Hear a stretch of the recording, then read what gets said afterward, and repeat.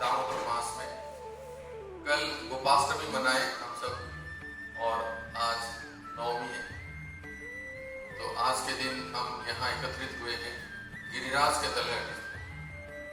यहाँ से खिड़की झरोखे से देखते हैं तो गिरिराज दर्शन होते हैं और परिक्रमा करने वाले परिक्रमा करते हैं और ठाकुर जी की नित्य लीला चल रही है। कृष्ण बलराम नित्य यहाँ गौ चराते हुए आते हैं। हम सबका सौभाग्य है जहाँ कृष्ण बलराम की नित्य लीला होती है, हम यहाँ विराजमान हैं। एक नया संकल्प लेके एक प्रकल्प को निर्माण करने में सब लगे। तो ये जो कुछ साल पहले शुरू हुआ गिरिराज के तलहटी में इस्कॉन ठाकुर महाविद्यालय, जिसकी शुरुआत वृंदावन से हुई, इसके बारे में तो आपको श्रीमान ब्रज सुंदर गुरु जिन्होंने इसका श्री गणेश किए बहुत ही ज्यादा बताएंगे। परंतु होते होते हम यहाँ गिरिराज के तलहटी में आए और फिर प्रभु जी की ही प्रेरणा से, कृपा से और पूज्य श्री श्रीमद भक्ति प्रचार परिव्राजक स्वामी महाराज के अध्यक्षता में हम भक्तों को एक गिरिराज के तलहटी में जमीन भी प्राप्त हो गई, जहां एक सुंदर प्रकल्प निर्माण कार्य शुरू हुआ। तो पिछले 1-1.5 साल से ये शुरू हुआ है। अभी इस कार्य को संपन्न करने के लिए, इस निर्माण कार्य को संपन्न करने के लिए अनेक भक्तों के सहयोग सहायता से ये संपन्न हो रही है। वैसे उसमें से तो कुछ ही लोग जो हमारे साथ यहाँ उपस्थित हैं, परंतु और भी ऐसे अनेक हैं जो देश विदेश में रहते हैं। आज हमारे पास नहीं है, परंतु उनकी भी सहयोग सहायता हमें प्राप्त होता है। श्रीमद् भागवतम के 10वें स्कंद में एक सुंदर प्रसंग वर्णन है जिसमें वर्षा ऋतु का वर्णन होता है। वर्षा ऋतु, उसके बाद शरद ऋतु। क्या आप में से कोई बता सकते हैं कौन सी ऋतु चल रही है? किसी को लोगों को शरद ऋतु। शरद ऋतु से पहले वर्षा ऋतु।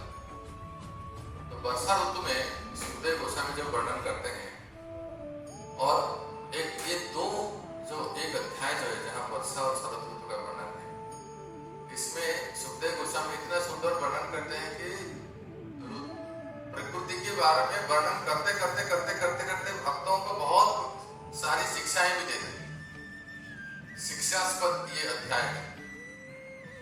तो उसमें से एक श्लोक जब हम पढ़ रहे थे बहुत अच्छा लगा। मुझे लगा कि आज के इस दिन में ये बिल्कुल प्रयुक्त है। देखिए सुखदेव गोस्वामी क्या कहते हैं। तड़िक्वंत महामेघा चंड शोषण वेपितः प्रीणनम जीवनम यस्य मुमुक्षुः करुणा इव। क्या होता है वर्षा ऋतु में, आपको कहते हैं। सुखदेव गोस्वामी वर्णन कर रहे हैं वर्षा ऋतु। हम देख रहे हैं वर्षा ऋतु में आसमान में घने बादल छा जाते हैं और उस घने बादल, सांवले रंग के घने बादल जो जल से परिपूर्ण है। ठीक है, बहुत सुंदर एनालॉजी है, ध्यान से सुनिए, एकदम मन में बैठ जाएगा। मैं गारंटी देके कहता हूँ। घना बादल है, इसमें जल परिपूर्ण है और वो बादल कैसा है कि हवा के सहारे, जब हवा बहती है ना, तो बादल फिर एक जगह से दूसरी जगह ऐसे प्रवाहित होकर जाता है और उस बादल में जब बिजली कड़कती है उसके बाद घनघोर बारिश होता है। ये तो सामान्य है, सब जानते हैं। अब जरा सोचिए सुखदेव गोस्वामी इसमें से क्या शिक्षा दे रहे हैं। बहुत सुंदर शिक्षा दे रहे हैं। वो कहते हैं जैसे हम देखते हैं आसमान में घने बादल हैं, ये घना बादल जिसमें जल परिपूर्ण मात्रा में है, वो है इस संसार में ऐसे लोग जो सज्जन, महाजन और धनवान है, जिनके पास है धन है, अर्थ है, सेवा करना चाहते हैं। ठीक है, ये हो गए बादल। अब आगे चलते हैं। ये बादल बरसाते पर सब जगह नहीं बरसाते। हरी हरी बादल सब जगह नहीं बरसाते। देखिए इनको पता नहीं कहाँ बारिश गिरना चाहिए, कहाँ बरसात करें। ऐसा भी आपने देखा होगा, अनुभव किया होगा, कई बार बादल आते हैं, अरे बारिश होगा, फिर वो चले जाते हैं, बारिश होती नहीं, ये भी हमें अनुभव है। और वो बादल में जल परिपूर्ण है लेकिन बरसात नहीं होती। तो होता क्या है कि हवा का सहारा मिलता है, जब हवा बहता है तो बादल जो है एक स्थान से दूसरे स्थान ऐसे प्रवाहित होती है, और फिर जब टकराते हैं तो बिजली कड़कती है, और उसके बाद जो ग्रीष्म ऋतु में तपे हुए रहते हैं हम लोग, कब पानी मिलेगा, कोई भी वाटर, चाहे कैंगन वाटर, कोई भी वाटर चलेगा, कोई भी पानी हमें कब प्राप्त होगा, तो वो तपते रहते हैं ना। उस समय जब हवा के सहारे बादल उड़ते हैं, फिर टकराते हैं, फिर बिजली कड़कती है और फिर पानी बरसती है, तप्त रहते हैं लोग, उनको वो पानी प्राप्त होता है। कितना सुंदर उदाहरण।